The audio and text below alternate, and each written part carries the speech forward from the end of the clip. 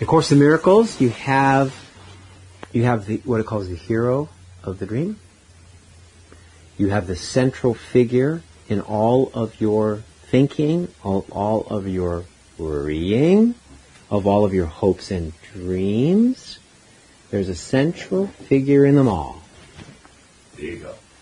The Course says, everything that happens to you or that you are worried will happen to you or to one you love happens to their body. It happens to your body.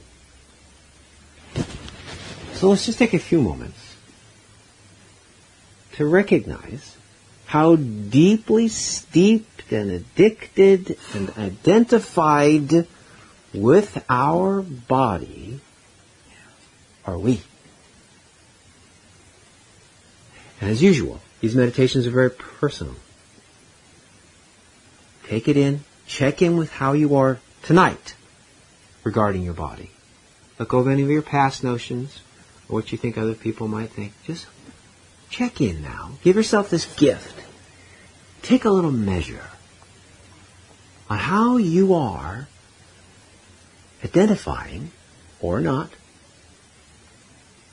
with your body.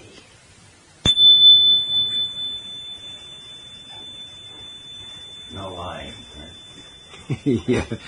The more honest you are, the more you will get out of it. Do you, whatever you are, have a body?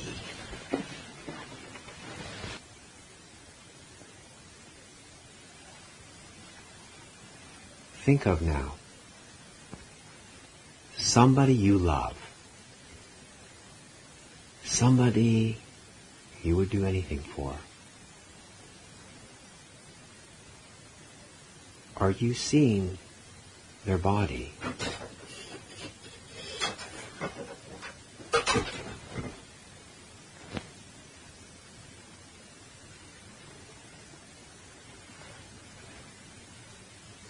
Think of your best friend. Are you seeing their body when you think of them?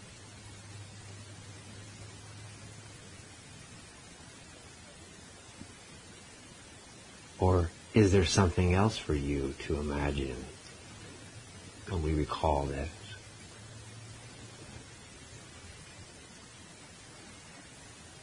And now, think of yourself, and privately to yourself, say your name.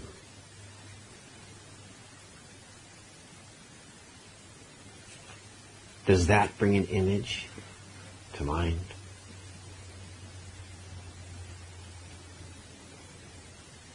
Is it your body?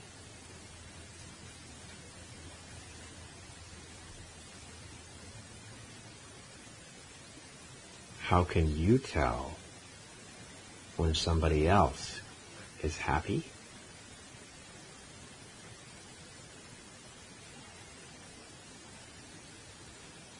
How can you tell when somebody else is sad?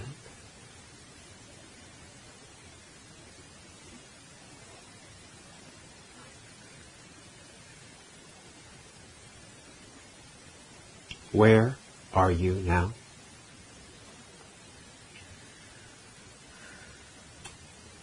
Is it where your body is?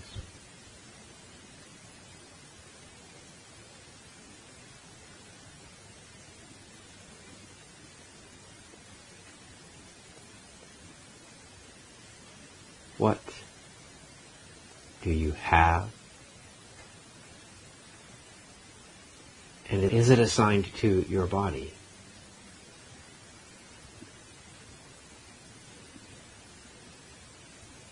Imagine now being picked up at the airport among hundreds of people. Somebody's coming to get you. What are they looking for? To get you.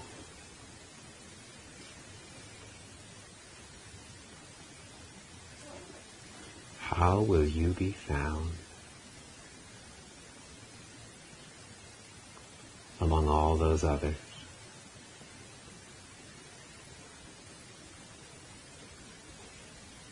And finally, and certainly most importantly,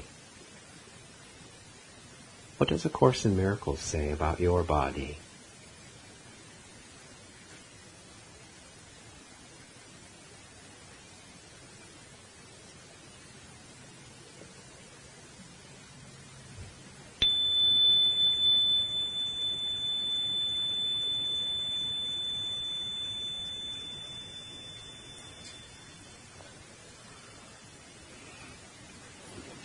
Yeah, so your body. Saw it maybe a few times during the meditation? Did you see your body? Did you see your other people's bodies when we think about somebody else? It's kind of the focus of this dream. Course in Miracles says, this is a book on your true identity. Spirit. Body's a big topic. Yeah. Because of this huge focus, this way that we're drunk on it. If the body's unhappy, we're unhappy. Isn't that just the way it is? The body's in pain, we're in pain. Well, let's go fix that. You know how to do that. If you're cold, we'll go get warm. Become happy that way. Of course. Simple. Easy. And so the body continues to grab attention from you. So the physical stuff is easy to figure out. And with a little bit of money and a good job and maybe a family or so, you can kind of stay out of the physical discomfort. A little bit of diligence. Maybe you can be comfortable, get fed. But what about the other things the body feels? The private stuff on the inside. Loneliness. Anger. Fear. Guilt. Pride. Self-esteem. High and low. What about being treated unfairly? What's being treated unfairly? My ego. You got passed over for the promotion. My ego. You were made to wait longer than everybody else because you had too many items in your shopping cart. What did? Had too many items in the shopping cart. Your spirit had too many items in the shopping cart? Gross them out. It's just a big part of, how we're identifying, that's all. Anybody have any comments on their body? Noticing it? Focus? Well, I just think, like you wake up and it's your body. You have to lift out of bed and you have to feed and you have to take for walks and You have to water it. you gotta walk your body. You gotta walk it. Yeah. You gotta clean it. Yeah. It just requires so much. You gotta sleep it again sometime later. Yeah, I mean just what it requires. Yeah. It's a lot. And I just think about wearing my body. Yeah. It's something that I put on. Yes. Mm-hmm. Mm-hmm. And how about your loved I ones? have to take care of. You think of somebody who you love. Mm-hmm. But I also think people wear their bodies and you can, sometimes read where they're at by their bodies. Yeah. Yeah. Right? Right. How are you today? Good. Feel good? Feel fine? Yeah. No, I got a really sore knee. Yeah. Right. Yeah. No, the next one. I'm getting better. I'm better. Mm-hmm. Yeah. So it's these habits. It's these type of habits that keep us circling in the identity of actually being a body. And you say, no, Andrew, I'm a very spiritual person. I've been reading spiritual books and going to retreats. Did Vipassana for 20 days straight, 20 hours. And, you know, I really know that I'm not a body. But God, that sitting was something tough. Knees hurt, back hurt after a while. But I sat there, and I did Vipassana. And I clarified, and I got into my mind. Yeah, it's very close association with the body. It's something we're trying to escape in deep meditation. Sometimes that's the focus. May I just sit and let my body disappear for a while. And then if you have some kind of chronic pain, it's a whole other discussion. This body insistence of separating yourself from your body is a whole other discussion. I just think form is a distraction. Yes. It takes our mind away from spirit, I guess. I don't know. You don't have to guess. Perfectly. Perfectly form blocks our mind from spirit. Yeah. Remember Miracle Principle 17? Beginning of the book on page 3, one of my lately one of my favorite miracle principles, actually page 4, is look at how straightforward how simple this statement is on the miracle. It says, miracles transcend the body. Period. They are sudden shifts into invisibility, away from the bodily level. That is why they heal.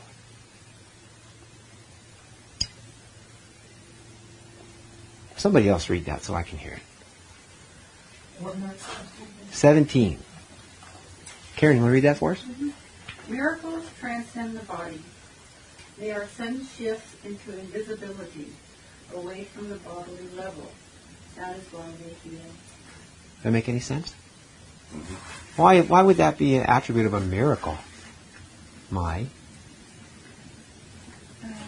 Because otherwise we're entrapped in the physical body. We're trapped there. So this allows the mind to just move, deal with things a different way, and so something happens, and we call it a miracle because what the hell, we don't know what a miracle is. We don't know anything. Yeah. We certainly don't know what a miracle is. Yeah, a different way. Yeah. It's grossly different. It's dramatically different. Reminding us that the body's not real. We got the body and the ways of the ego and the ways of the world, as Mai said a moment ago, material. Big focus.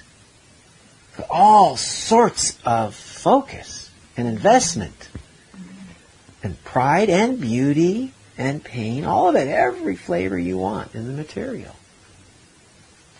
And yet all of you came here tonight and shut the door behind you and opened a book. What does the book say about your body? We're not Says our we don't bodies. have one. Huh? Uh-huh. You're not a body. Uh-huh. We're not a body. We're Yeah. spirit. Yeah. It doesn't feel Uh-huh. anything. It doesn't see anything. Right? Yeah. Right. It's just the mind that does everything. Mm-hmm. The mind tells the body Mm-hmm. how to feel. Cecilia, read for us that Miracle Principle 17. One little step. Okay. Miracles transcend the body. Their sudden shifts into invisibility, away from the bodily level. That is why they heal. Sudden shifts into invisibility. When I ask you, think of a loved one. I mean, for me, the picture pops in my head of the body. I think through the body's eyes, not through the spirit. Yeah. So we're here to train that habit out. Because I can think now of each of you, the essence of each of you. Bob, it's a little shallow, okay. But everybody, I don't know the guy, but everybody else here, I've had interaction with each of you. And I know there's something about you that's simply not contained by your body. It's not contained by your body.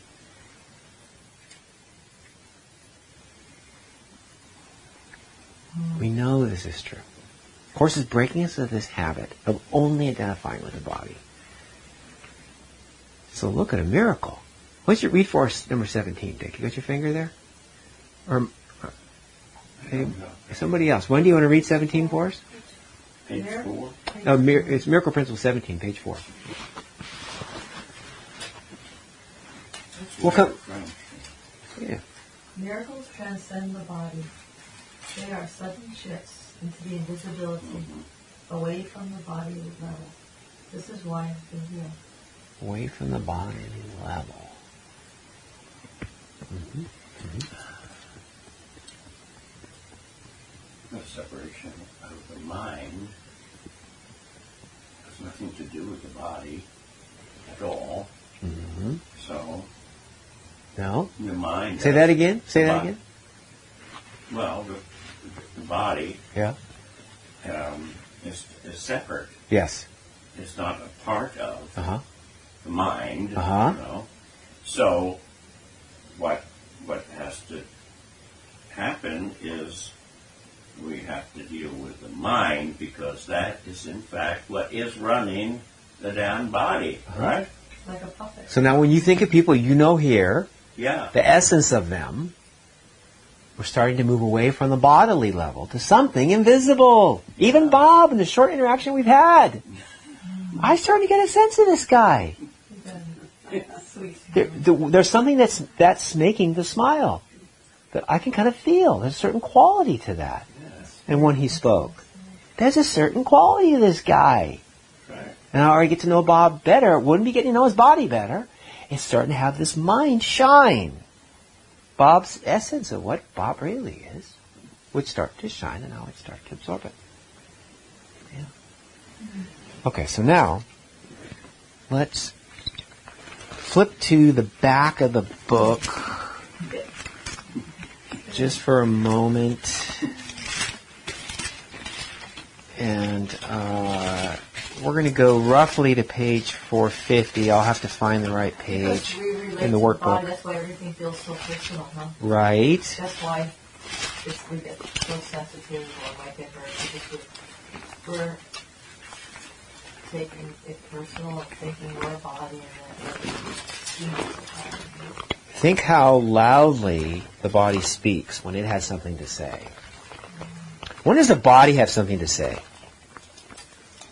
the body. Yeah. Nothing of truth. Now it's now like okay. Now my says the body doesn't see, the body doesn't hear, the body doesn't think. Right. It's all mind.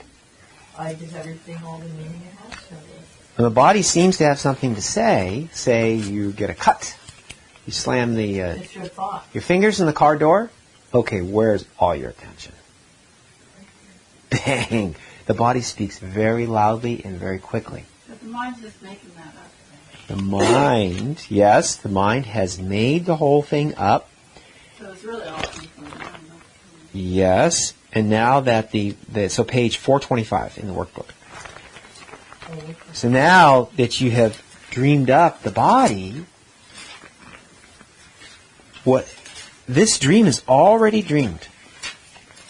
Now that it's running full speed with all the details, and you've identified with it. It's already been dreamed. Yes, already been It's already dreamed. happened. Now we're just living through It's it. already happened with extreme detail.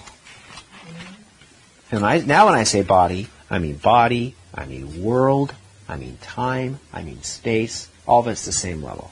All of it's the same fantastic, well executed thought. We call it ego. And it has the ability to speak very quickly and very loud. It speaks first and it speaks loudest. The Holy Spirit, which is not of this domain, not of this focus, relatively silent. Yeah. Okay, so check out page 425. Let's read this one paragraph each. Anybody who's still awake? Karen? Is the Holy Spirit really silent, or or it's just that we're not listening? Our mind is away from Well. it's not. Yeah. Spirit guides us all through the day if we're listening, and there's no ego voice. We're listening to the right voice. But it is speaking in a certain sense all the time. All the time the Holy Spirit is speaking because the Holy Spirit is always present, but we don't listen. It's the blocks with the ego. Yes, and those blocks are very loud, and they come very quickly, and they're words, usually. There's some coaching going on, maybe some memorized phrases or warnings that somebody else told you will jump in ahead of the Holy Spirit's messages. Yes, the voice of the Holy Spirit is silent. It doesn't have a raucous, it doesn't have any noise. It's just knowing this instead of listening to it. Sometimes for me it's like being prompted. Yes, you may have words form, but you know that the words did not come first. When you're hearing the Holy Spirit, not the words that come first, you are trying to make sense of this truth that you are feeling, hearing, understanding. I need to be directed to do something or prompted Yes. in a quiet way, but I don't hear this voice saying, Wendy, go there. Yes, yes. And for some people, you will have words, but you will know the words did not come first. The words are something that you're using to harness this understanding that is the Holy Spirit. Yeah. Good question. So, Mike? What is the body? The body is a fence the Son of God imagines he has built to separate parts of himself from other parts. It is within this fence he thinks he lives, to die as it decays and crumbles. For within this fence he thinks that he is safe from love. Identifying with his safety, he regards himself as what his safety is. How else would he be certain he remains within the body, keeping love outside?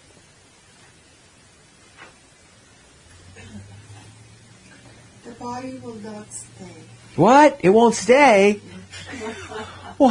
Whoa. I'm sorry, go ahead. 25. Yet Remember, the body will not stay. Yet this he sees as double safety. For the Son of God's impermanence is proof, dispenses work, and do the task his mind assigns to them. For if his oneness still remained untouched, who would attack and who would be attacked? Who would be victor and who would be his prey? Who would be victim? Who the murderer? And if he did not die, what proof is there that God's eternal Son can be destroyed?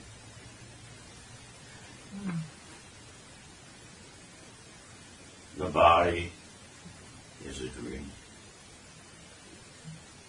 like everything else. Like other dreams, it sometimes seems to picture happiness, sometimes, but can quite suddenly revert to fear, where every dream is born.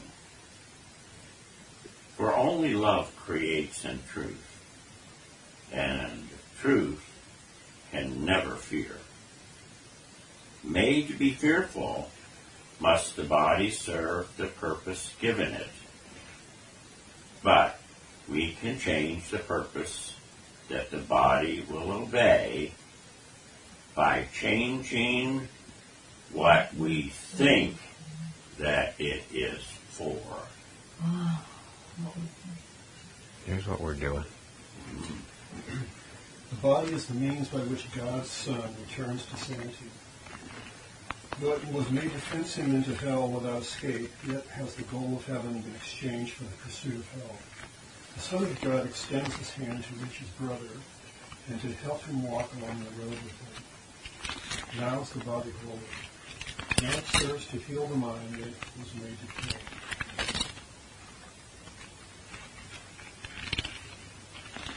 You will identify with what you think will make you safe. Whatever it may be, you will believe that it is one with you. Your safety lies in truth and not in lies. Love is your safety. Fear does not exist. Identify with love and you are safe. Identify with love and you are home. Identify with love and find yourself. We all go, that's perfect. It's like a warm blanket. It's covering. It's so nice. Yeah, there's another way. There's another way. And we still have that. That'd be a nice prayer to say before you go. Have we yet identified the body? Does it exist? It's only a damn dream. Yes. It's not a, quote, body. Yes. What does that say in paragraph 3, sentence 1? Yeah. That's right. They think identify. It's a dream. It's a dream. Now, a dream of what? A dream of what? What's paragraph 1, sentence 1? The body is a fence the Son of God imagines. There's your dream. He is built to separate parts of his true self from other parts. It is within this fence the Son of God thinks he lives.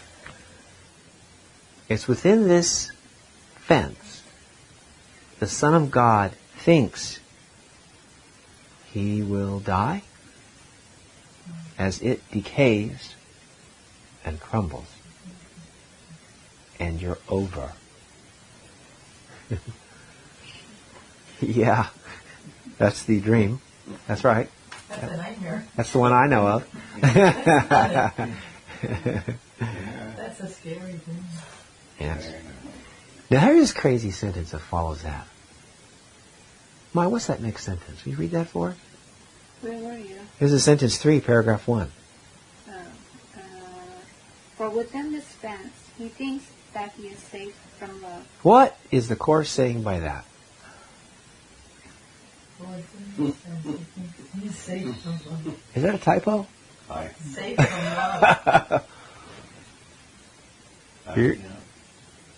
You're in a body, Yeah.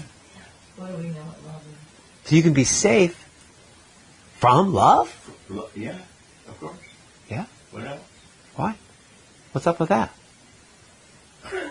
Safe from the Father that you fear. Aha. Our Creator is love. We mean. So we're Well, protecting ourselves. is that a capital love or a small love? Let's see what it says. Small. It's a small L. Yeah. What is the book Special trying to say? relationship love, the suffering love. Yeah, everybody who's been here for the last 6 months sitting in these meetings, hopefully can come up. The special hate love. It's a small L love. Remember what we're reading in chapter 16, where we are. We're in chapter 16, about the special relationship. And we're reading over and over. He's carefully pointing out what we call love. He's got a small L. Because Love is fear too. it has a price. It's a contract. And as we've experienced our special relationship loves, we very carefully approach these relationships very selectively and slowly. After enough nice things have happened, and our friends checked it out and said, yeah, that person's okay. We might, on a moonlit night, after several dates, we really considered it, sign the contract by saying, I love you. Right? All the stars are aligned and the feelings are there and the check boxes are checked.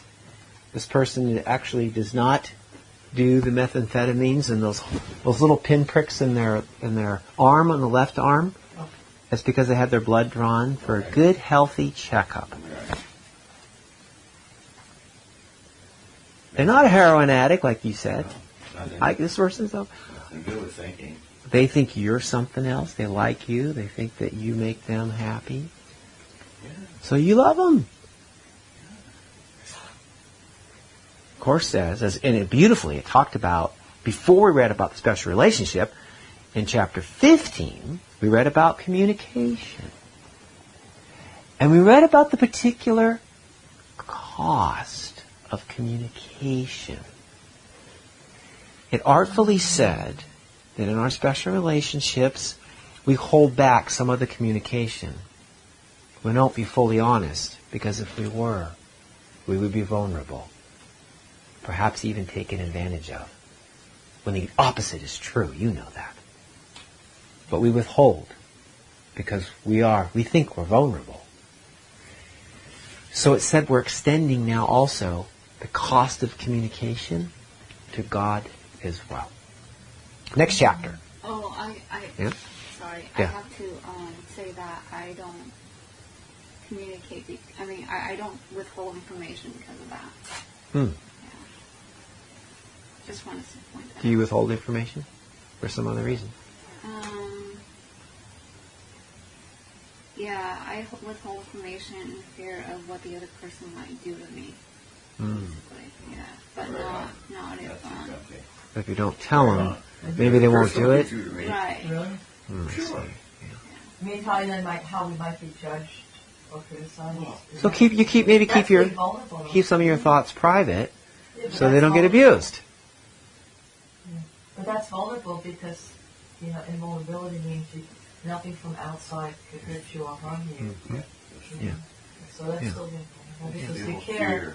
You I don't fear. care about getting that person's approval and not being so it's still vulnerable. So now we'll move to love and the special love relationships, and they say, I know that you love me because of the sacrifices that you've made for me. And You've proven your love for me by how you just simply don't hang out with her anymore. And then you would say, I will show you my love by the sacrifices I make for you. And when the time gets tough, I'm going to put those in your face. Hey, I let you borrow my car because I thought you needed it, and you brought it back without any gas. But I showed you my love. What did you show me in return? An empty tank. Time for you to say you're sorry. Aren't we negotiating the dark side, okay? But nonetheless, these are the games of love with a small L. Show me sacrifice, show me attention, show me dedication, some devotion, some more sacrifice. and Yeah. that is all under the aspect of duress, conflict, Mm-hmm. Mm-hmm. right? Mm-hmm. That's nothing whatsoever to do with love. Yeah. So now, if you're experiencing that definition of love, well, they're kind to me. That's how I know they love me. Okay. And then there's cost to that love when it goes bad. What might it be like to be in the presence of love with a capital L if it applies to the same rules? See? If it has the same rules, and now, instead of your girlfriend or boyfriend, which whatever manipulations and powers they have over you, we're talking about your creator. We're talking about your source. We're talking about love that is so big you can't imagine the bounds. The Course says one of the reasons you're afraid of love is because somewhere deep inside you've done the math and your source is so powerful, the love must be so loving, so overwhelming, that you would lose yourself. You would not have anything to hold back. It would be so much love. You could not hold back even one thought for yourself. It would be all given. All of it. All of it. Quickly. Without hesitation. I mean, when we're talking capital L love, all the love there is, and you're in the presence of it, how much are you hiding from that? Okay? The ego's on the math on that. Ego says, whoa, whoa, whoa, whoa, whoa, that's a lot. I got some love, from this high school sweetheart, and then from the woman that I married, and then the other woman that she didn't know about. Yeah, all that was, had its very good aspects. And it was in a dose I could handle. And I wanted more of that I could control. But if you're talking about infinite, anything, I can't control it. That's why this sentence has a small lowercase l still, because the conditional love that we are familiar, we've trained ourselves on, has a cost. And we're afraid of paying the costs. Well, yeah, we're using our separate body. Yeah. Our enjoying, Yeah. separately. Yeah. And every time I love the small L, I always get That's right. Then you feel like you're affected. Just do the math. Ego. How many times did the love, Small L means I love and I want something in return. Yes. Small L. how many times did that love episode end up with rather sharp pain or some measurable cost that you analyzed away eventually and tried it again with somebody else? A lot, huh? Well, wait a minute. That might have an effect on how you define love. Now, when I'm talking about communication is this way that we interact, that we would share in the most intimate ways. Turn to page 151 in the text. Hold your finger back on this one. And turn your page to 151 in the text. This is chapter 8, section 7. It's called The Body as a Means of Communication. But let's just skip to paragraph 3. Bobby, read that for us? Sure. If you use the body for attack, it is harmful to you. You use it only to reach the minds of those who believe they are bodies, and teach them through the body that this is not so. You will understand the power of the mind that is in you. If you use the body for this and only for this, you cannot use it for attack. In the service of uniting, it becomes a beautiful lesson in communion, which has value until communion is. This is God's way of making unlimited what you had limited. The Holy Spirit does not see the body as you do, because he knows the only reality of anything is the service it renders God on behalf of the function he gives it.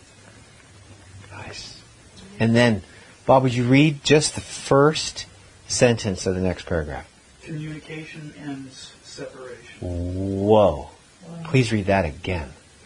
Communication ends separation. Oh. The title. Remember chapter 15, we read about how intimate communication is. Only purpose the Holy Spirit has for your body. Communication. Significant. That's it. That's the only purpose. How you use it. Yeah.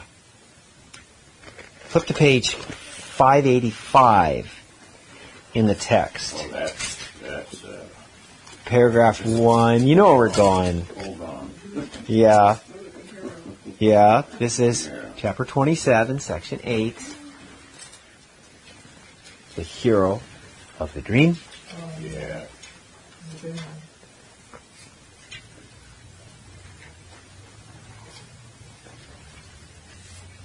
When do you want to read that paragraph for us? Okay. This is page 585 in the text. Dick, I know you're ready. Lay it on us. Okay. Take a breath first. Okay, we got to have classic Dick for this one. He has to read this. I've read this I know you have. This is your message for us. That's why. I've read this many times. The whole 5 pages. The body is the central figure in the dream of the world. There is no dream without it, nor does it exist without the dream, in which it acts as if it were a person to be seen and be believed. It takes a central place in every dream, which tells the story of how it was made by other bodies, born into the world outside the body, lives a little while and dies, to be united in the dust with other bodies dying like itself. In the brief time allotted it to live, it seeks for other bodies as its friends and enemies. Its safety is its main concern. Its comfort is its guiding rule. It tries to look for pleasure and avoid the things that would be hurtful. Above all, it tries to teach itself its pains and joys are different and can be told apart. Boy, that is really a super blow, isn't it? Oh, It's really busts my ego. Yeah. When you read Yeah. there's an opinion on this body experience. Pains and joy. Pains and so doesn't that mean that according to this author, for this perspective, it says that your pains and joys are not different and they cannot be told apart from the perspective of the author?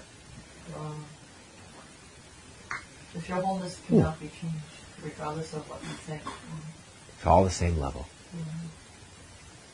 To the healed mind, it is all the same level. The sunset, the sunrise, what we call something that's living or something that's dead, here, in space and time, is the same level. It's material, as Mai pointed out. It's material. It's not the essence. It's not the spiritual. That is seen here. That is held by the body. Yeah. Is your finger still on the back page? Is your finger still back there on 425? Anybody? Yeah. No. 425? Why? 425. Well, if it isn't, we'll go to some other page. But I just want you to take a look. Are you ready? Ready, Mai? Ready? Mai, read for us the last paragraph. You will identify with what you think will make you safe. That's what we just read, right? That this body wants to be safe. It will put a bunch of effort into being safe. Please continue. Whatever it may be, you will believe that it is one with you. So if you think that the body's health, the body's long life, the body's good friends, the body's soft bed, this makes you happy and safe, of course, you will now identify with it. That's the promise of the ego. And on its level and in its laws, it's absolutely right, isn't it? All of us are doing that. Keeping it fed, keeping it warm, keeping it combing the hair. It's innocent enough. Of course, there's no problem with that. It's not wrong. It's just completely wrong. It's not bad. It's just completely wrong. It's just not true. Which is why we continue to seek with the body and the body's happiness. But we do not find happiness with the body. Because it's not true. And you who seek are true. Can't do it this way. Yeah, exactly. Exactly. Well, yeah, I mean, there's, I don't know. It just seems like, I think a while back you said, you can follow the rules of the game, but now it's a game. Yes. Right? Yes. And I think, of course, we're going to take care of our bodies and so forth, We're not going to start violating ourselves to prove otherwise. Mm-hmm. But as long as you know that that's not who you are, Yes. that's all there is. Now it can be fun. Mm-hmm. Now it can be used to communicate whatever you wish without the burden of hiding your own private thoughts. If you understand that this is a game and that the body is not real, but now it's something you can use any way you wish. And if you want to bring love, have it do loving things. If you'd like to see comfort in your dream, do things. Do it, yeah. Do that. And that's exactly what you'll have. You want to have patience? Let it be patient. Yeah. Body can do wonderfully kind things. They're still nothing. They're not your identity. And if you don't do them, it doesn't mean you are not kind. It means you're not expressing and experiencing kindness in this game, in this body, where you find yourself now. Yeah. There's something, I think for me there's something important in this, and it's a very positive thing. Okay? Not all dreams are this way. Mm-hmm. Okay? Mm-hmm.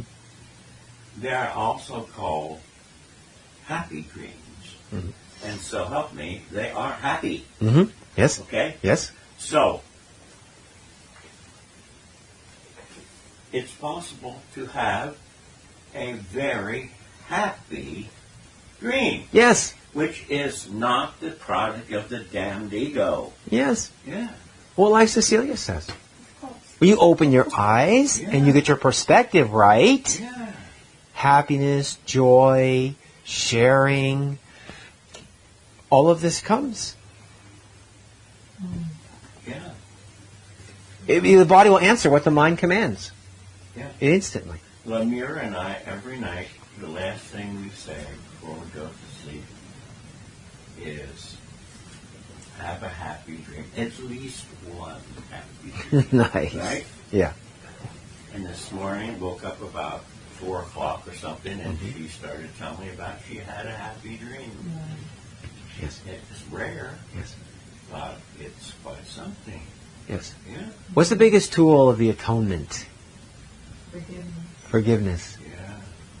That's the coarsest chosen tool Right. so that you can effect the atonement. Yeah. And he says that is yet another illusion. Forgiveness itself is but a dream. But it's a dream that is a dream of the end of all other dreams. Makes it a very good one to have. It's useless after it's done, of course, because it's just dealing with nothing. But it's dealing with nothing appropriately. This is forgiveness. It's the release of nothing being called something. That is forgiveness. Good one to practice. If you can get your head around it, which was Cecilia, I think what you're hinting at. That's why we're reading this book. To get our head around the way to see navigating what looked like conflict, looked like a, what did they call it, a decaying, dying thing, the body. Navigating with that, yet without the fear, without the identifying with it. Now it could be fun. Now it could be Without taking any of it personally, because reminding ourselves that we're spirit, not a body, and that even though words or things can happen, we don't have to react if we're not taking it personally. We know that we're a spirit, we cannot be touched. That's right. You're just going to choose what it is. What is this for? This moment, this situation, this issue. What is it for? You choose, and then you manifest that. Is this for you to show up for somebody else? So maybe you can experience the happiness of being the one that actually was helpful, truly helpful in that moment? Or is your ego going to take over and say, no, this is for you to get even. This is your chance to cut that person down and show them what they did wrong. So maybe they'll never do it again. You won't have to deal with that anymore. It's your choice. The ego believes it's protecting itself and making itself safe. That's why we choose the ego. Yeah, you're going to use the body to communicate one of those two messages, just as an example. Turn to page 438. Keep your finger here. And turn to page 438. This is chapter 20 now. In the text. Yeah, go to the front of the book first, 3/4 of an inch in. It's chapter 20, section 6, sentence 11. This is the vision of holiness. We'll get there. This is a wonderful, wonderful section. Paragraph 11 says, the body is the ego's idol. The belief in sin made flesh and then projected outward. And this produces what seems to be a wall of flesh around the mind, keeping the mind prisoner in a tiny spot of space and time, beholden unto death, and given but an instant in which to sigh and grieve and die in honor of its master. And this unholy instant seems to be life. An instant of despair. A tiny island of dry sand, bereft of water, and set uncertainly upon oblivion. Here does the Son of God stop briefly by to offer his devotion to death's idols and then pass on. And here, in this body, he is more dead than living. Yet, it is also here he makes his choice again between idolatry and love. Here it is given him to choose to spend this instant paying tribute to the body, or let himself be given freedom from the body. That's what we're doing here tonight, right now, with holding up this choice in front of our very eyes.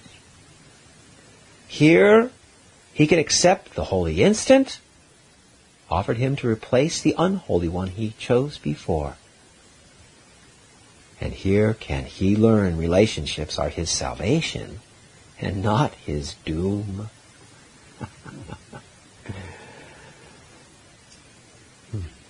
Chapter the consistency of means and end. Well, there's hope here, isn't there? Yeah. There's also hell, explains how much trouble we've been dishing out for ourselves with these bodies. But he says in the next sentence, right there within that same paragraph, he says, but also, you can be here and now and choose that this is actually what you're not. You can do that. That's what we're doing right here now tonight, Thursday night in Santa Cruz, with each other, encouraging each other. To use separation for its only proper use, which is, as the Course says, you would separate from your ego. You are not that. Their separation properly used. That's what we're all up to here. Because this addiction to us being the ego, being the body, is pretty deep. It's going to take some courageous thought to loosen that one. That's why we're here.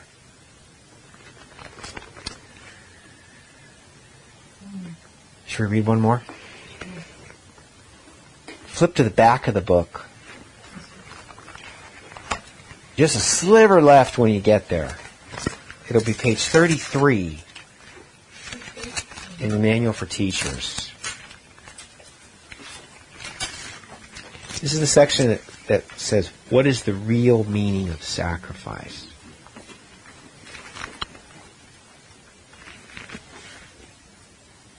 And Karen, you want to read paragraph 3 for us? Once this confusion has occurred, It becomes impossible for the mind to understand that all the pleasures of the world are nothing. And we're jumping to paragraph 3 now. We're jumping ahead. So what confusion? What are you talking about? Once this confusion has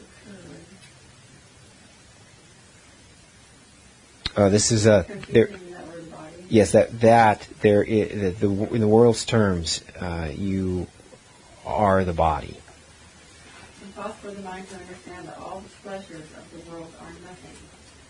But what a sacrifice, and is it a sacrifice indeed, all this entails. Now has the mind condemned itself to seek without finding, to be forever dissatisfied and discontented, to know not what it really wants to find. Who can escape this self-condemnation? Only through God's word could this be possible. For self-condemnation is a decision without identity. Oops, say that again. For self-condemnation is a decision about identity. It's a decision about identity. Mm-hmm. And no one doubts what he believes he is. He can doubt all things, but never this. There's the fine print, which is why our meditation was so important tonight for you to check in and actually take your temperature. Take a little measure on your identity with your body. No one doubts what he believes he is. The Course is working on what you believe you are. Makes you question your beliefs. Indeed. Miracle Principle 17 is a shift away from the bodily level. That's the book we're reading here, folks. Because the hero of the dream is the body. The thing that you're trying to protect from vulnerability turns out to be the body. The thing that you would garner all this safety for and avoid the guilt is the body. This is what we need to shift in order to awake to your spiritual awareness, to your true identity. It must be a shift that occurs away from the bodily level. Yeah. Bob, would you read the next paragraph? God's teachers can have no regret on giving up the pleasures of the world. Oh my goodness. Oh, sorry, Bob. You guys remember we talked about forgiving the sunset? Mm-hmm. When we sort of have the room divided? No, the sunset's all wonderful and beautiful. Right, And it's that's not sunset. That's true happy. God made the sunset. What? Rotation of the earth.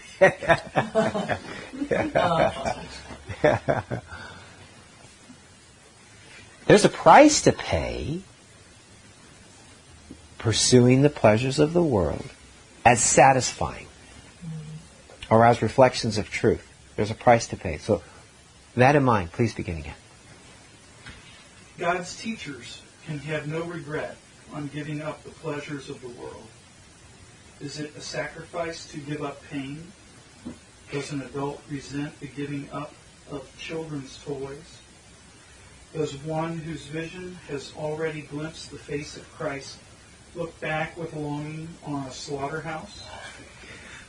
No one who has escaped the world and all its ills looks back on it with condemnation. Yet he must rejoice that he is free of all the sacrifice its values would demand of him.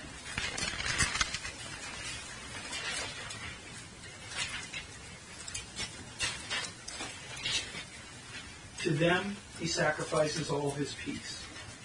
To them he sacrifices all his freedom. And to possess them must he sacrifice his hope of heaven and remembrance of his Father's love. Who in his sane mind chooses nothing as a substitute for everything? Well, that's quite a bottom line there. But I think the thing about the sunset is you're just trying to forgive yourself for being attached to the dream. Yes. That's the thing. Is the sunset wrong? Is it bad? Yeah, that's No. It's not wrong or bad. It's not wrong or Your bad. attachment to it and you're dreaming of it. That has a cost. That's the thing.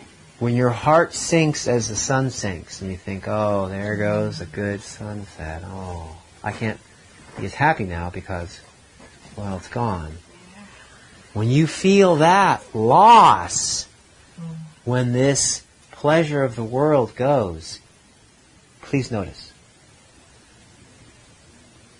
You're paying the ego tax right there. You got the ego benefit. It was beautiful with orange. Did you see that flock of seagulls flying right in front of the yellow ball? God, it was beautiful. I'm so glad you're there to share it with me. Yeah, but then down, and now it's getting cold. Back to darkness. I just don't feel as happy anymore. I hope it happens again tomorrow. Will you be available too? I'm paying the ego tax right now. Right now. So be aware of that when that happens. Catch yourself. You can return to this experience, it's just happiness that you might have allowed yourself to feel. It did not come from the outside. This is time for a quick meditation. Next time you find yourself paying the ego tax, collect that benefit and hold it forever. Whatever it is you think you had. And do it by recognizing that it did not come from the outside. That sunset or that ice cream or that chocolate or that person smiled and said, thank you. You're beautiful. Right? If that ever gets lost, you're paying this ego tax. Go back and recognize where this moment of joy came from and draw more. To give yourself the gift and the assurance that it is you. You are the source. You are responsible for what you see and what you think and how you feel. And you decide the goal. And then you get exactly as you decide. That goes for everything. Indeed. Yep. Let's read one more paragraph. When do you want to read that? Yeah. Paragraph 5? Paragraph 5. What is the real meaning of sacrifice? It is the cost of believing in illusions. It is the price that must be paid for the denial of truth. There is no pleasure of the world that does not demand this, for otherwise the pleasure would be seen as pain, and no one asks for pain if he recognizes it. It is the idea of sacrifice that makes him blind. He does not see what he is asking for. And so he seeks it in 1,000 ways, in 1,000 places, each time believing it in there, and each time disappointed in the end.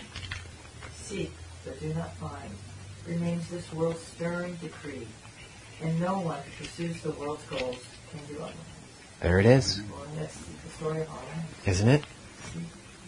And isn't that the central message of A Course in Miracles? The only reason you would study this book and change your idea of what you are is the proof that you've been seeking and not finding. And it's a promise that if you seek, you will not find. It's just not good enough for what you are. And so another way is offered. You've had enough experience now to understand that this body and the promises of the ego do not deliver. Ever.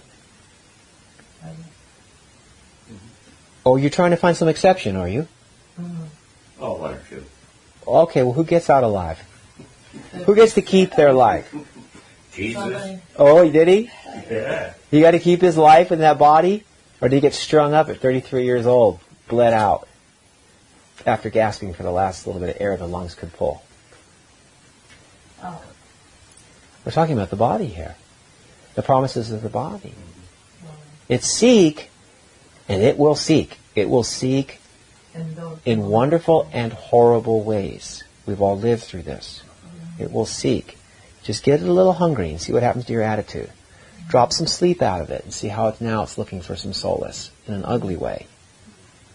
Or give it a whole bunch of money and a bonus at Christmas time and see how now it seeks for happiness. That way too. That's so horrible now.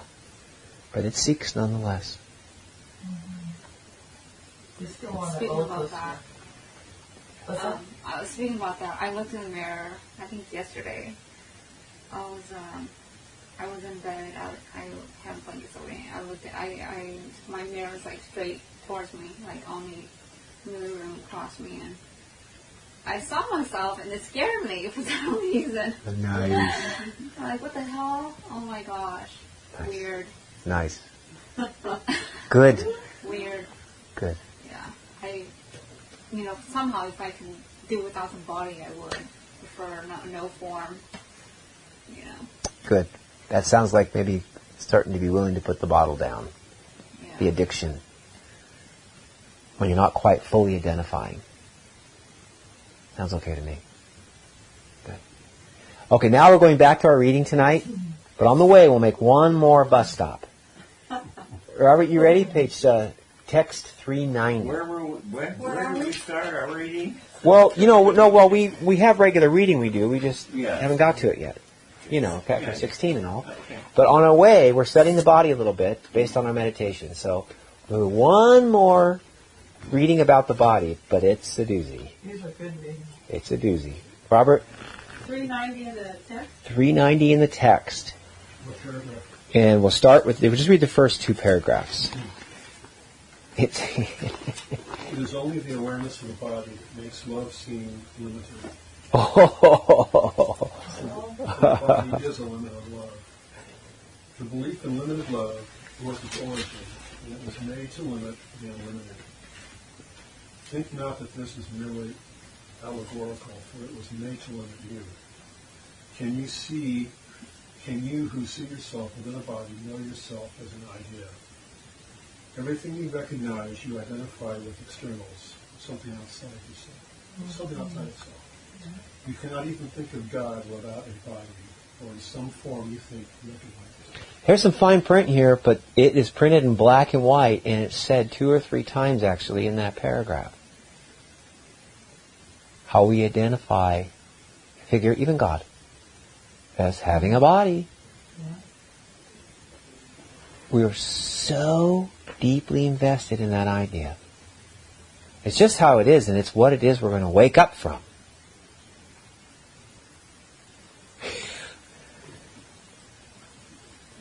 Oh my God. Well, we could spend all night on that paragraph. Dick, why don't you read for us paragraph 2? Paragraph 2. I was thinking about someone who made a statement in New York. Gurdjieff. Yeah. And Gurdjieff stood there with a whole theater full of people waiting for him to start to talk. And he just let them go. And they just talking to one another back and forth and went about a half an hour. And suddenly he said,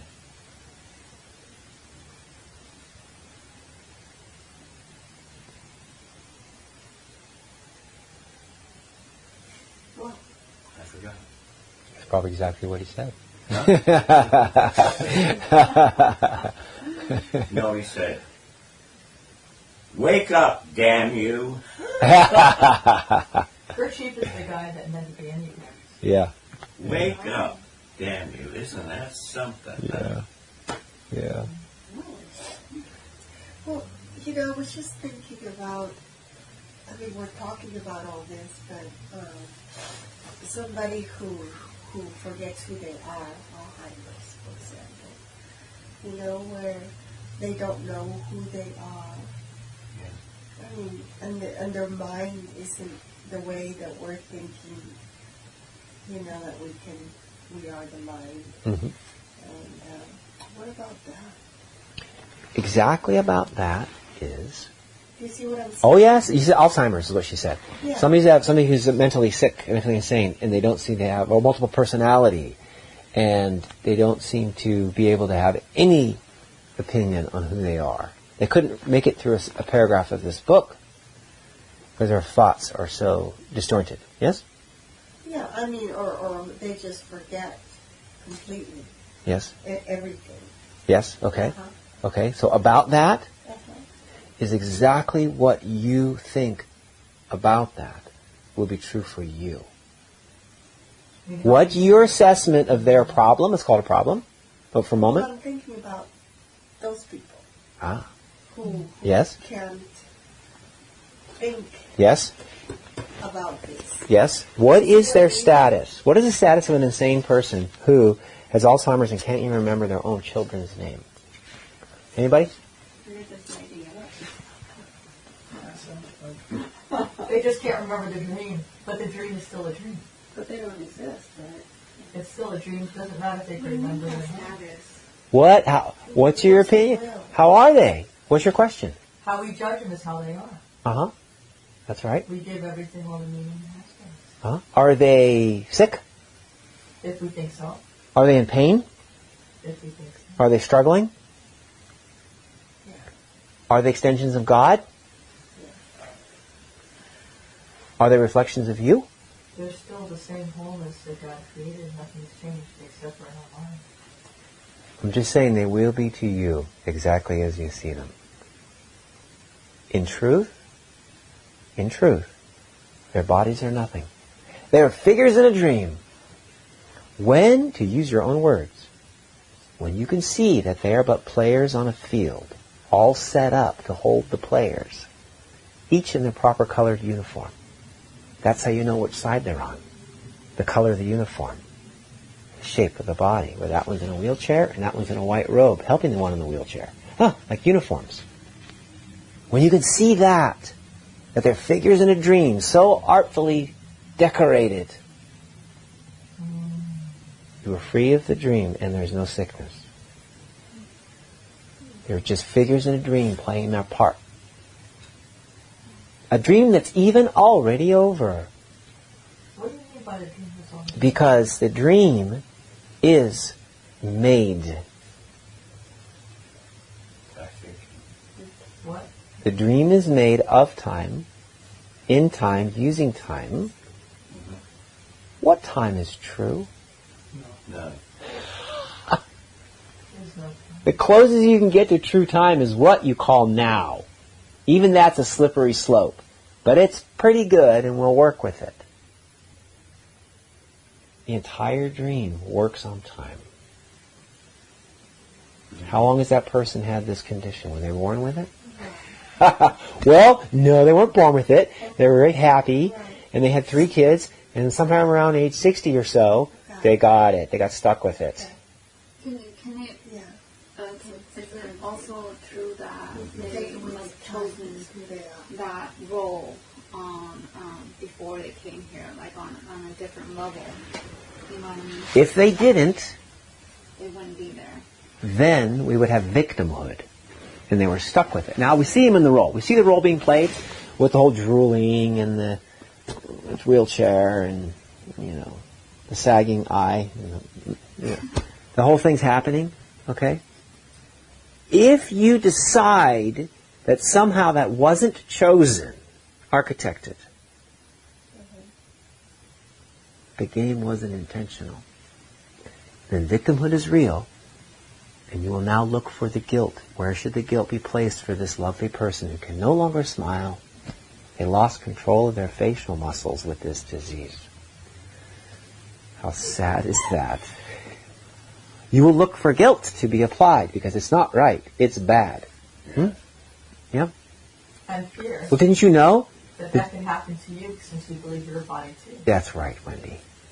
If you see that as a body, then you're going to fear whatever you see in yourself.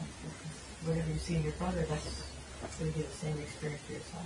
And if you don't ever think you'll actually be in a wheelchair like that, you will extend the laws under which they are living. Time, space, health, limit. Loneliness. Oh God, they must be so lonely. Since they can't talk. I don't even know if they can hear. Oh God, that seems like, right? Now you're talking to yourself on how lonely you could be if you were in that chair. You're defining you. You're defining your own loss from their picture. So whenever we buy into the ego's dream, then we're experiencing it for ourselves. There's only one mind. I want to point out again that that's right. And that you're paying the ego tax. Wow. Once again. Because here you are not in the wheelchair, looking at one who is. Looking at it separate from thinking, How you see it is it's them, not me. how you see it.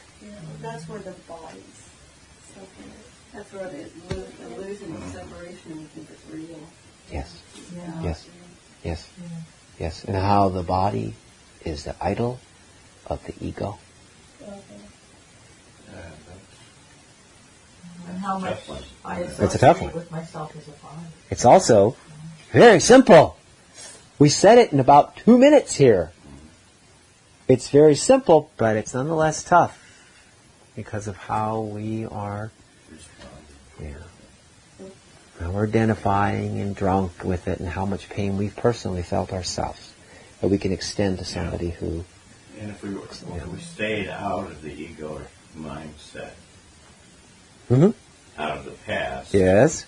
we could simply step right into it and have no effect whatsoever. It might be fun. Yes, we just absolutely would be just fine. Okay. But, no. Oh no, you made it personal. Yeah, the ego. You made it loss. Yeah, We made victimhood real, and that, the cousin of victimhood is guilt. Now let's go assign the guilt. Well, you can't do guilt without some judgment on what or who is responsible. So let's get that going. Let's get trained on some good judgment so we can sort out what's right and wrong here. How did this happen? This person is so unfairly treated by nature, or was it by the doctor? Gave him the wrong drugs. Gave him 3 times as much as they were supposed to have. That's who did this. It's starting to sound like my Norwegian friend. Oh my God. Crazy. Yeah, that's an ego tax, folks. That guy your boyfriend? It's an ego tax. Yeah. So let's read just one more paragraph, then we'll get to tonight's reading. So, We'll get to tonight's reading. well, I know we need to make progress on chapter 16, so we got to at least touch. She wants to keep holding those promises out. I want to hold the promise that you will seek and find chapter 16 every time we meet, until we go to chapter 17.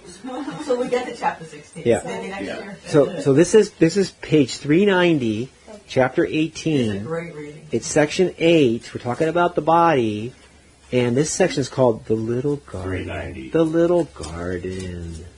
Oh. The little garden. Yeah. Robert, I think you're up to bat if you're willing. Which paragraph? Is he? Who's up to bat? Is that right? 2. You're up to bat. Two, yeah. Paragraph 2.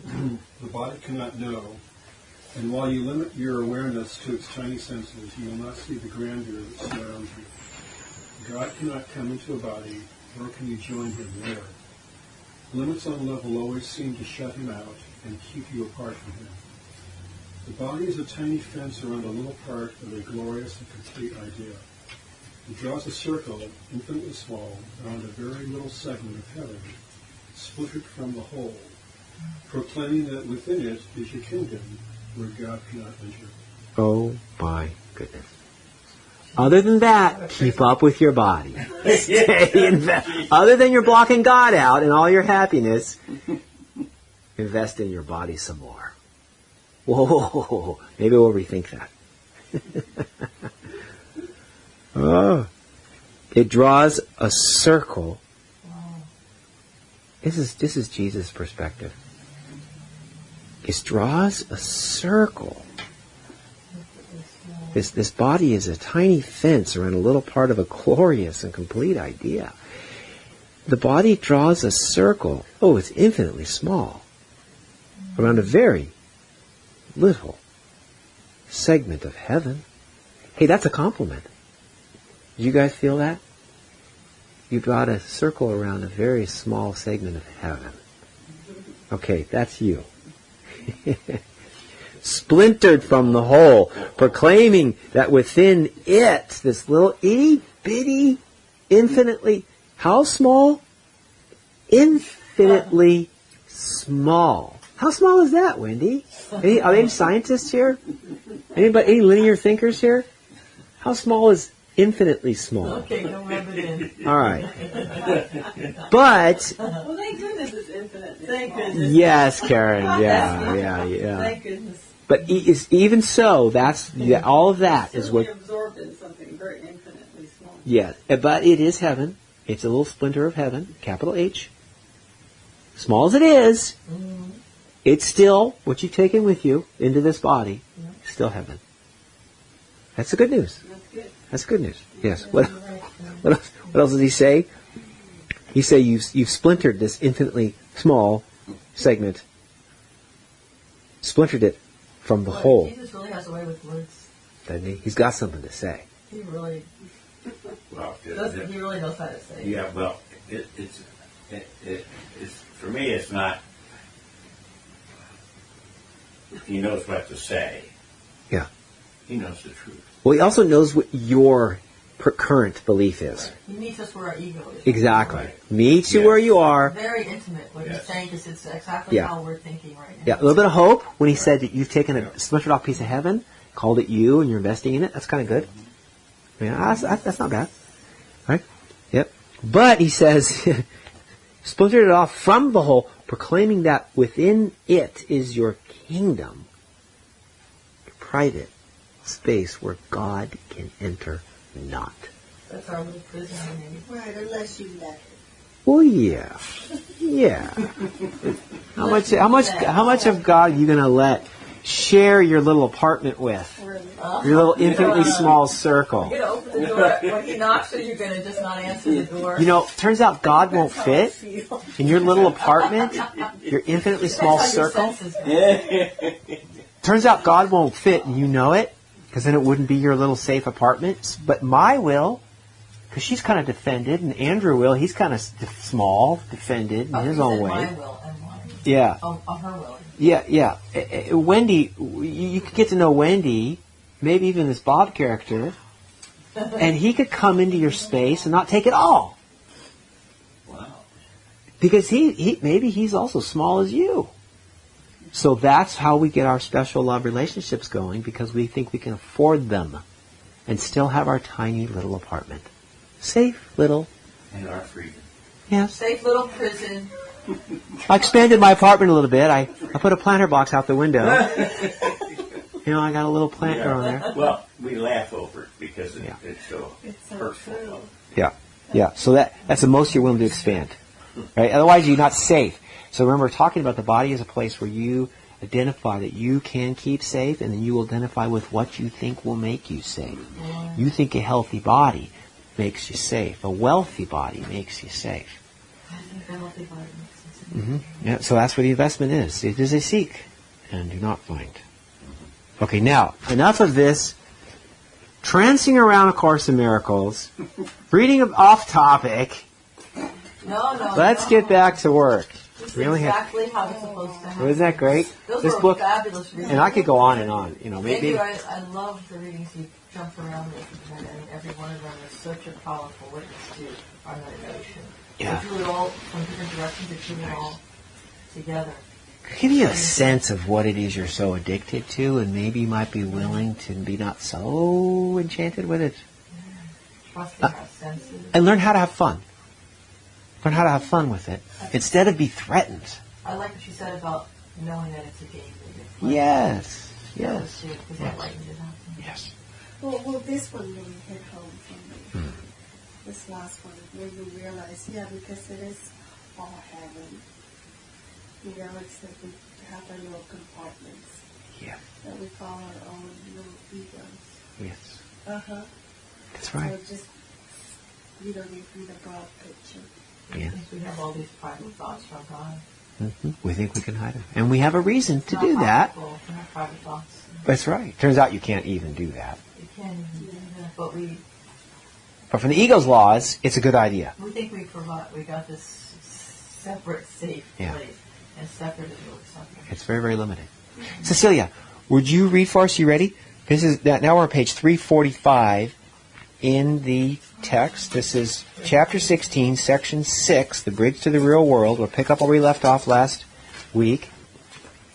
Week before last. Oh, week before last. That's true. We got a little distracted, didn't No, we? he's not really keeping track, but He's not really keeping track.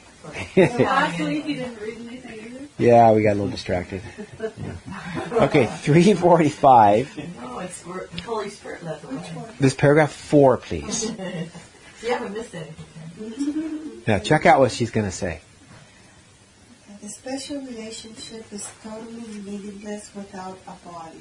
Oh, there it is. The ego tax again. Anyway, the special relationship is totally meaningless without. Without a body. Mm-hmm. If you value it, you must also value the body. And what you value, you will keep. The special relationship is a device for limiting yourself to a body and for limiting your perception of others to theirs. Wow. The great rays would establish the total lack of value of the special relationship if they were seen. For in seeing them, the body would disappear because its value would be lost. And so your whole investment in seeing it would be withdrawn from it. Okay. Well, we pretty much handled that with all our discussion of the body. Without a body, there's no special relationship. Yes. So that means when we're gone, we leave our bodies, we don't have to deal with the pain of special relationships anymore. Oh, I hope. Is that it? Is that the way you're dreaming it? Good. What do you mean by when we're gone? No, when we leave our body, when we're just consciousness online. Okay. Maybe. Maybe. No, but the thing is, it's not true because whatever you think, Yes. if you're not a body, you take your thoughts with you. That's wherever right. You go. Yes. So if you have thoughts of a special relationship, How is the body left? Body, How is the world left according to the Course in Miracles? And this is an exact quote. yes.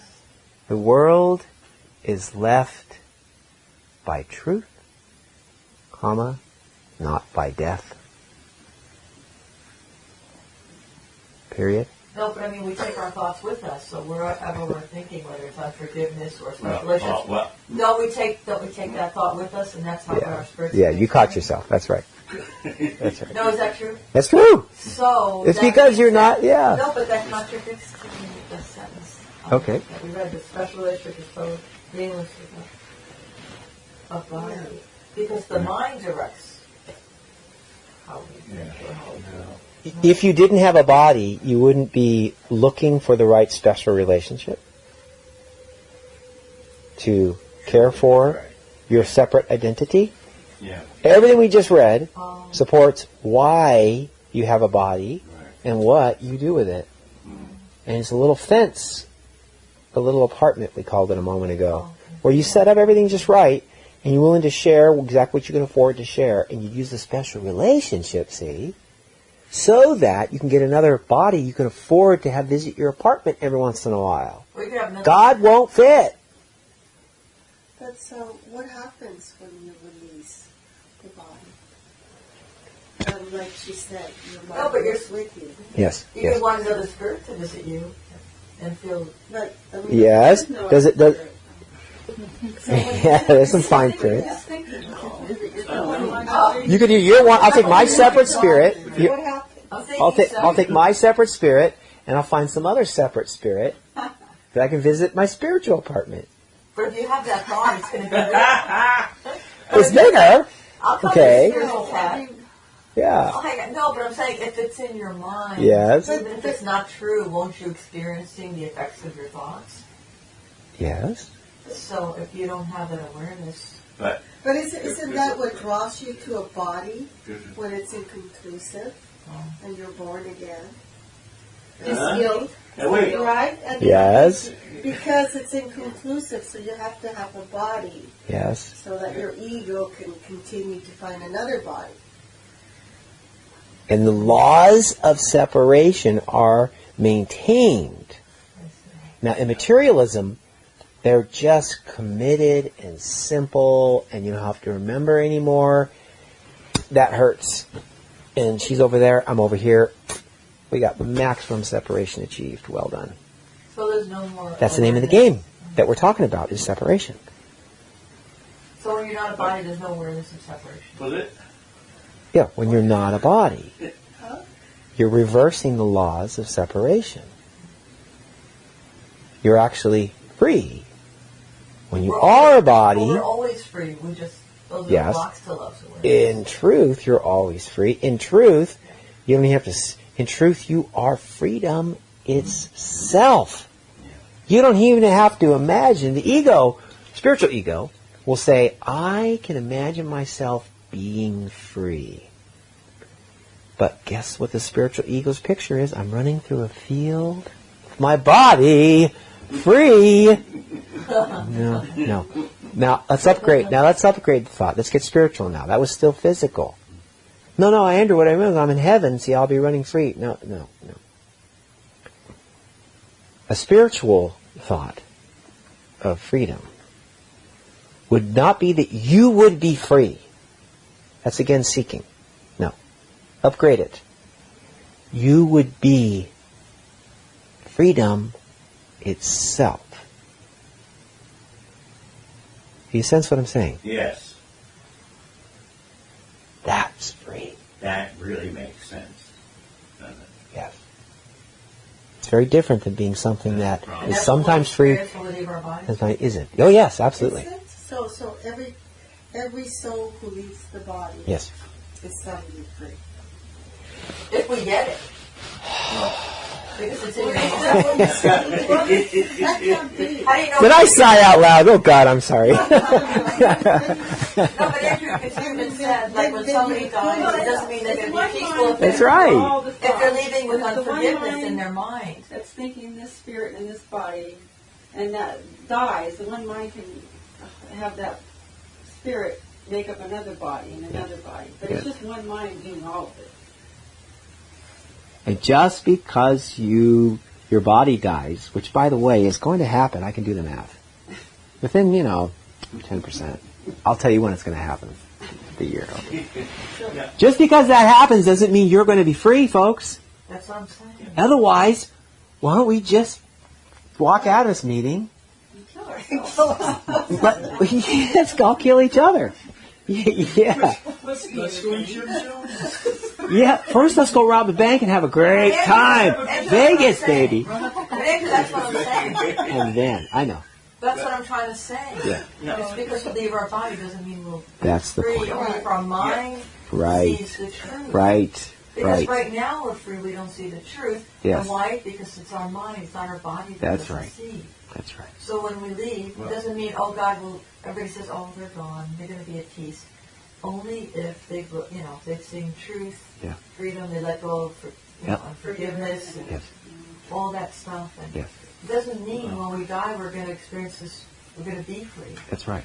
It If only- they were pursuing they're going to be right anger, where their thought process was when they left. jealousy, fear, and guilt right up to their dying breath, That's what I'm saying. and continued. It goes almost, it'll go forever until you get yourself. That's Another body. because Not another body. they are loved thoroughly. They will get exactly what they want. Just like they did They'll to... get free, their free will. No, they'll get their free will. That's right. That's what I'm Which was, through their dying breath, anger, unfairness, jealousy, et cetera, et cetera. Guilt, judgment, and fear. There's nothing. Those things are not bad. They're not evil. They're just useless. Don't you think that's a little overindulgent on the part of God? God is. If you gave your kids everything they wanted, it wouldn't be good for them. I like what you said, Lisa. I don't want all my free will. Yes. Well, God's very, very overindulgent when it comes You know what to. happens to kids is parents spoil. Yes, that's right. Yep. And don't they learn? And don't they become Steve Jobs? Too, as well as Hitler. I don't want Right. He made us like him, so we have Yes. that Aha. power like he does, just not as much power as he does, but We spend all the time dreaming up ability, and yes, to create whatever we want. Yeah. Right? You're right. And the one thing that you can't do is you can't be other than you are. What are Son you? of God. What are you? Son of God. But we don't always experience that because Now you can, because you're unlimited, you may dream. The phrase in the Course is, it says, you cannot, I'll have to paraphrase, I don't remember exactly. You cannot be sick and you cannot die, comma, but you can confuse yourself with one who does. That's what we're doing. You cannot be sick and you cannot die. No. You can't. You're true you, spirit, you. God cannot be sick and die. You're an extension of God. Mai says. Yeah. She read the book. If I'm not a body, that's true.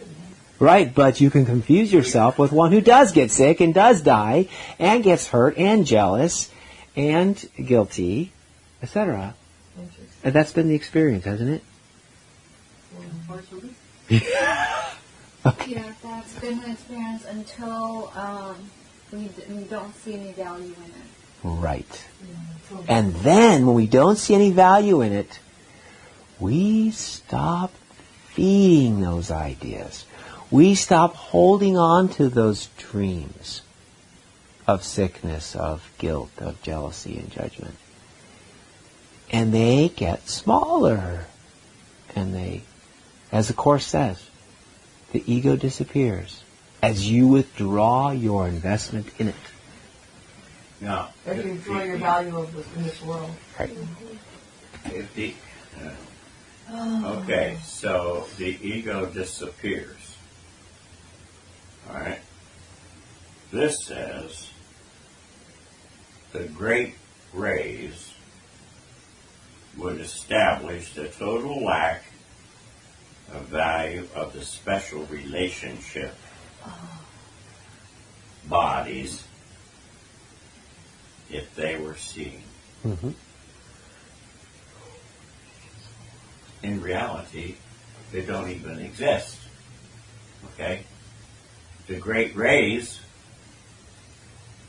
if you look at a great ray and a person in it or whatever, Mm-hmm.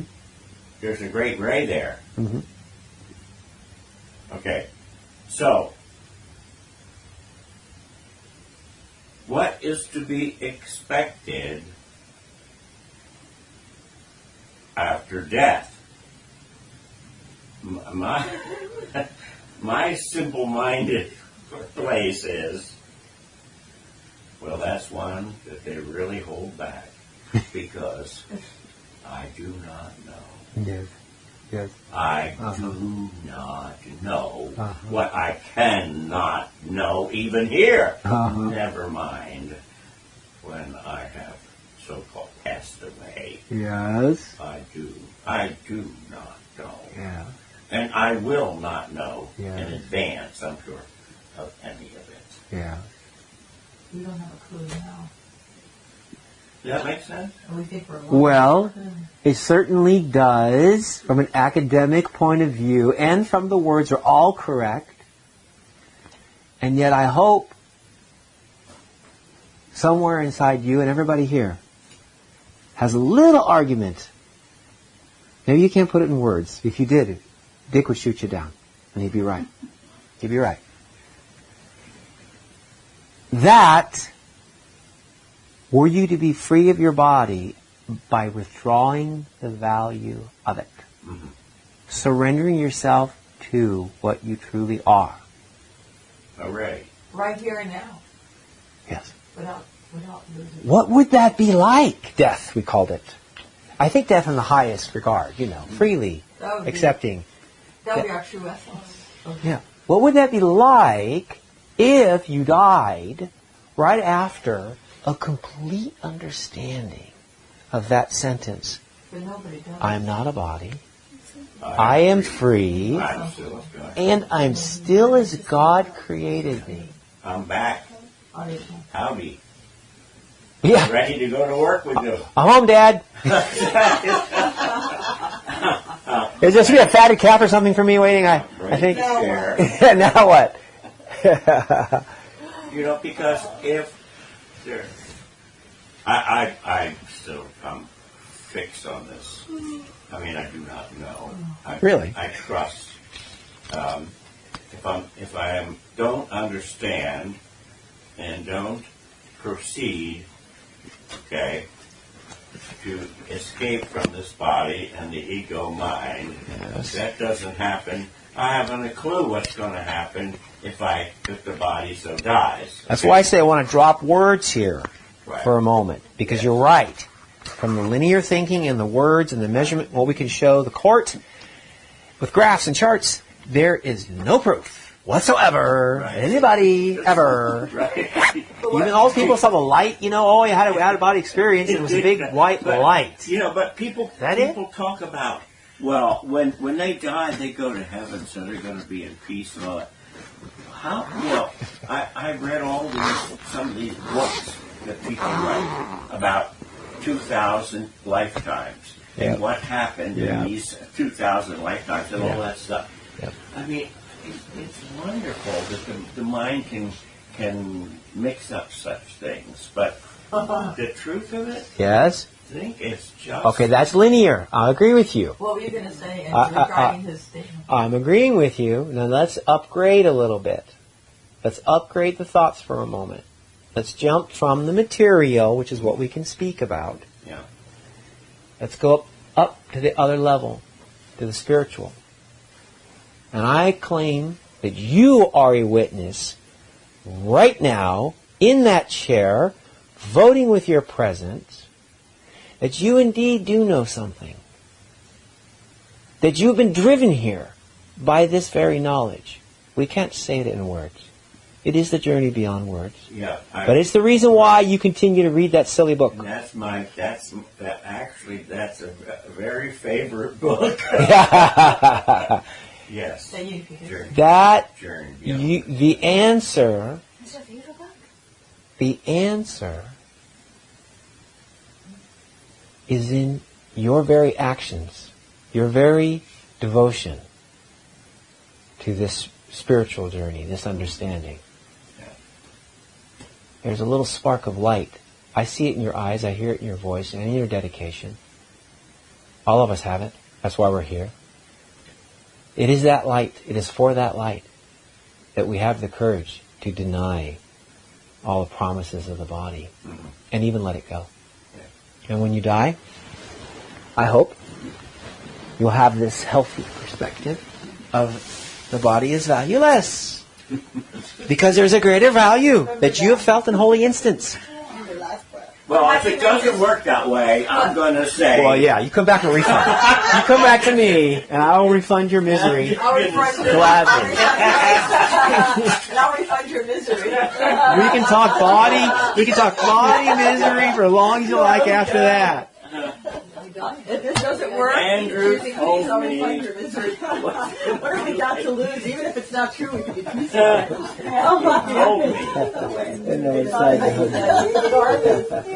was thinking, how can I feel like I'm cheating on Karen? Yeah. I went with my tennis buddies to the garden. They're going, how can I go to gardens without Karen? Come on. Circle. Well, Robert, what do you think? Wonderful. Andrew, that was beautiful. The way you wove everything together and it all came, it was beautiful. So call your body into It's action. 1,300 pages, too. This is why you're here. Everything's unfolding the way it Backwards and should. forwards and upside down. Call your body into action one more time. Take a deep breath. You have just commanded your body. And may it never command you again.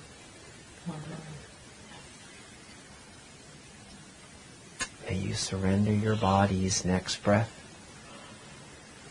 and the next words that come out and all the places it goes and the things that it does. Surrender them now and forever, that you may communicate honestly what it is you really want. Maybe reflect a little bit of who you really are, we looked at tonight. And that's who's going to show up in the mirror next time you look in the mirror. Maybe we won't be scared next time. We'll have to look in the mirror. What happened here? It might even be fun. It's a prologue to what's going to happen. Yes. Yes. I never scared myself. Or I won't identify it. Look in the mirror, we actually don't identify it. You're right through it. Oh, I like The that. great rays would be shining at that point. Yeah. Don't identify it, be like I identify it. It's great. I guess this God created me. I like Please remember this also. The next time you find yourself enjoying something and you begin to envision its end, and your heart sinks a little bit because you think this is going to be over, recognize that, what we're going to call the ego tax from now on. Don't pay it. Yeah. Don't experience the loss. Instead, take that moment right there with whatever is left of this good experience and say, this comes from me. For that is the secret to salvation. This comes from. You recognize right then, it is coming from you, not to you from any place else. Use your body for that. And do well. Oh, I Amen. love that message. Amen. Thank you. Andrew. Thank you. Wow. What a wonderful. Good job, group. Yeah. I don't know. I don't know. I'd rather don't.